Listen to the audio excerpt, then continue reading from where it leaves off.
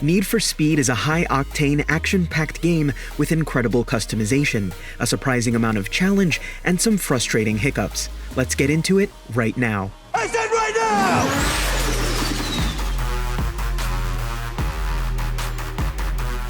In Need for Speed Heat, you play a newcomer to Palm City, a beautifully rendered, Miami-inspired metropolis that plays host to a wild racing festival. That influx of speed freaks also invites a heavier hand from the police, and they've formed a task force specifically designed to take you off the road and impound your car. Or worse. You'll have to walk a thin line of risk and reward to earn a name for yourself and your crew. In comparison to Payback, the narrative in Heat is nowhere near as heavy-handed or inspired by the now wayward Fast and the Furious series. Need for Speed Heat also avoids returning to the often cringe-worthy live-action cutscenes that we saw in 2015's entry. With good enough cutscene visuals and much better voice acting, characters seem more authentic, with dialogue being a particular standout this time around. But if you're here for racing rather than making friends, you'll enjoy some modest additions to the franchise. Players will be able to play either during the day or night, swapping between both at will. Daytime will bring with it mostly closed-circuit events, with nighttime bringing sprints and unsanctioned racing, which means police will be an ever-present threat. They can appear alone or in packs during your downtime between events or even during a race. The police AI is much more aggressive this time around, with the challenge ramping up the longer that you evade their grasp, or the more aggressively you drive. You'll have to manage your own damage bar as well as theirs, if you want to take them out while also keeping your car intact. Goading on the police has its perks, as players will build rep the longer that they're chased, acting as an experience multiplier.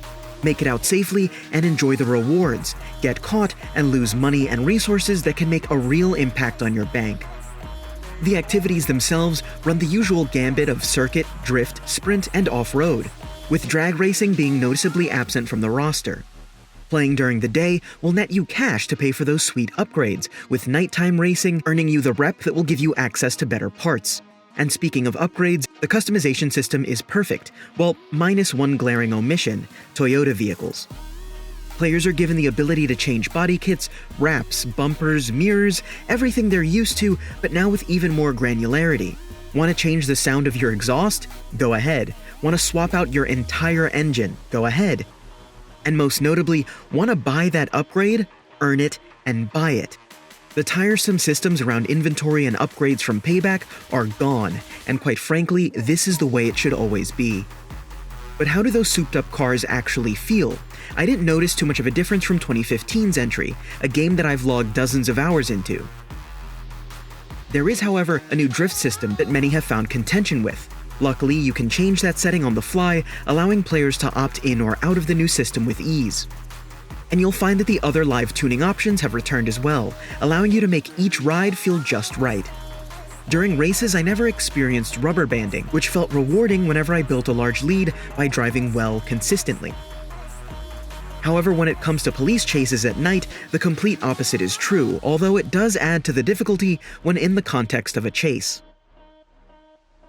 Another addition to the series arrives in the form of avatar customization, a feature that I really enjoy.